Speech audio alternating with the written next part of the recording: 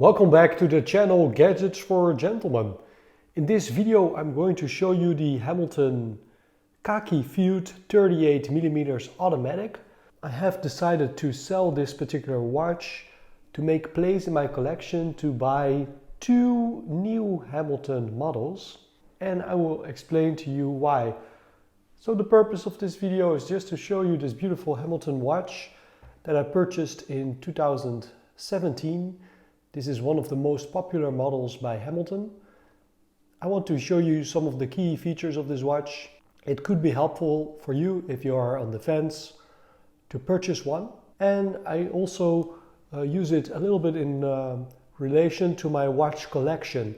This is a bit of a long-term ownership of this watch. I want to share with you some of my experiences as someone that has been wearing this watch on a weekly basis since 2017. This is the box. I did purchase the Hamilton watch from Creation Watches, which I think is based in Hong Kong or Singapore. And I purchased this watch because I wanted a field watch. I wanted a tough watch that at the same time is very versatile. And to this day I can say that this is probably one of the best watches around for a quite affordable price point. And as we can see right here, we have a beautiful outer box, very sturdy. And here, as you can see, there's a little tray for the paperwork. This is the manual. As you can see, I did order this watch in October 2017. There's an invoice inside, and this is the hang tag. So this is the reference number for the 38mm automatic version of the Hamilton Khaki Field. Right here we have again a very sturdy, nice looking box. And let's open it up. Inside we have the Hamilton logo. As you can see, I did put the Hamilton on this NATO strap because I really like to wear this watch on a NATO strap. But first I want to show you the original leather strap that comes with this watch. As you can see, we have a signed Hamilton logo. There's some white stitching. It reads handcrafted leather. There's a reference number right there. And here again the Hamilton logo. And as you can see, I did wear this strap quite a bit. However, I wore the watch the most on NATO straps. It has a nice pillow, and this is the watch. So I did wear it many times on NATO straps. Right here in front of us we have the CWC, and I think this color is Admiral Grey. Beautiful British NATO strap. And this is the Hamilton that I've been wearing since 2017. And as you can see, because of wearing this watch on a weekly basis, there are some scratches on the case. I think the crystal is still in pristine condition, but definitely some scratches here on the case. And I will get back to that in a second. So Hamilton Khaki Field Auto. This is a beautiful Swiss-made automatic watch. Sapphire crystal, as you can see, slightly domed. Black dial, and we have both regular time here, and then we have a military time in the inner section of the dial with 24 hours. So that's a very nice feature. And then we have this minutes to track all around. That is very beautiful. And as you can see, this second hand has that beautiful red accent. And what I like about this hands is that they really reach all the way to the very corner of the dial, which is something that you don't often see with watches. Sometimes the hands of the watch are very short, but this time around, very long hands. And as you can see, that minute and hour hand are very elegant. So what we have right here is a very tough watch, 100 meters water resist. We have a pull and push crown, no screw down. However, 100 meters of water resist. At the same time, this watch is very versatile. We have a date wheel at the 3 o'clock. There is some lume applied to the hour markers, and we have automatic movement. The case is a combination of brushed parts as well as polished parts. So one of the disadvantages for me personally about this watch is this polished bezel, which is quite prone, as you can see, to pick up scratches. So I wish that the entire case would have been brushed in order to prevent any visible scratches, because as you can see, it is quite noticeable. That's just one tiny detail that I dislike about the watch. Also, I'm not a big fan of the date wheel. I think it's done in a very nice balanced way, but especially since I own a couple of watches, I don't like setting the date every time I'm using the watch. Let me show you something that I really like about this watch. This was one of my first automatic watches, and I really like the fact that with this watch, one of my first Swiss automatic watches, that I could peek at the watch movement, which is the H10 by Hamilton, which is based on the EDA 2824 movement. And as you can see, for this entry-level watch, I purchased it for around 500 euros, I think. You had a lot of value for your money. This was pre-COVID, pre the wars that are going on right now. So the prices were relatively still good. Now with all the inflation, this watch is priced much higher.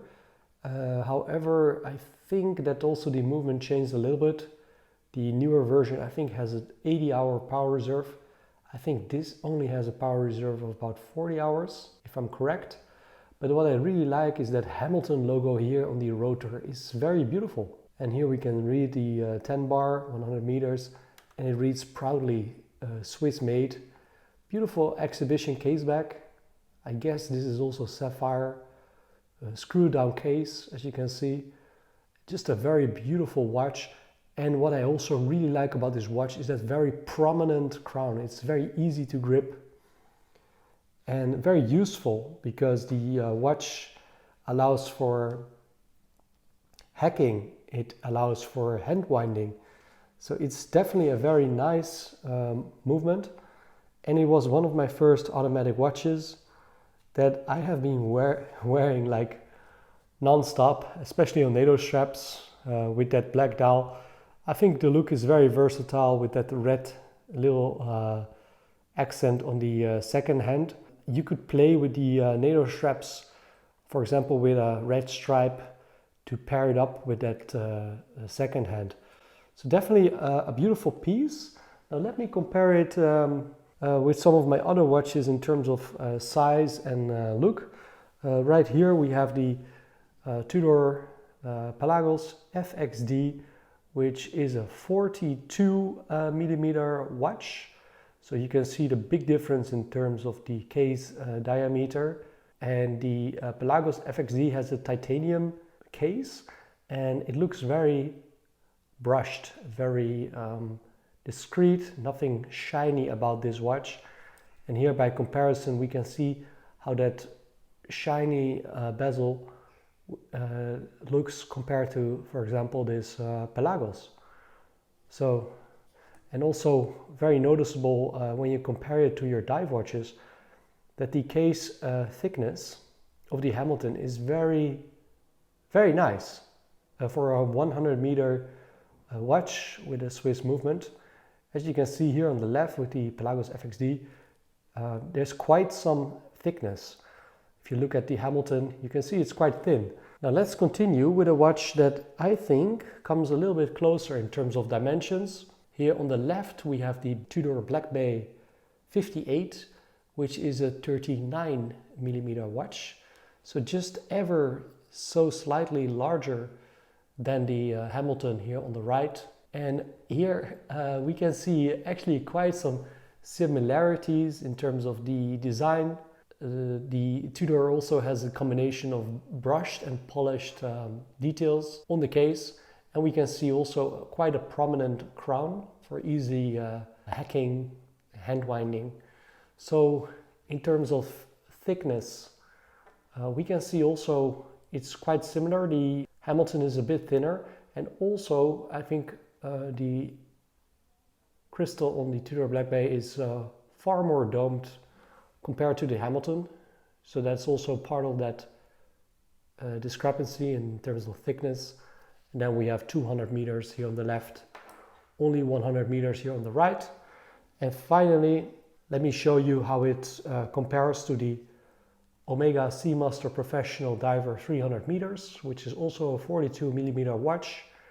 Also a combination of brushed and polished accents. This is the watch I wear the most. It's quite versatile. It also has a date wheel, which I don't really like. As you can see here, you can see it a little bit here at the 6 o'clock position. So that is also how it compares. I would definitely say that the Omega on the wrist is very large. It's maybe even a bit too large for my wrist. Regardless, I really love it. And here the Hamilton, you can see, is far more versatile, especially if you look at that thickness. Big difference, as you can see. So the Hamilton, why did I decide to sell it?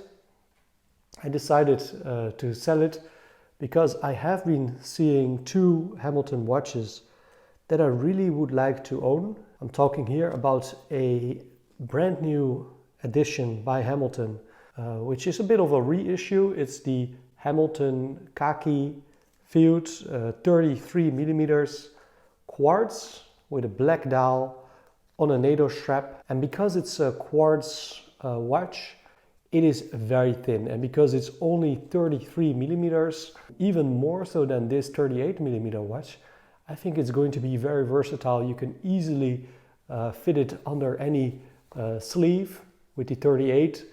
Already you can see that it has a nice fit for my 6¼ inch wrist. But with a 33 millimeter watch, I think it would be even better, for example, for your outdoor activities, because the watch is not in a way you won't knock it against anything. And the 33 millimeter, I think it's completely brushed. And because it's a quartz movement, also you don't need to worry about any damage to the movement because of activities, because of shaking or whatsoever. And the second watch that I decided to purchase is a Hamilton Khaki Field mechanical in white with a very modern looking lume, not the faux patina, but the modern lume.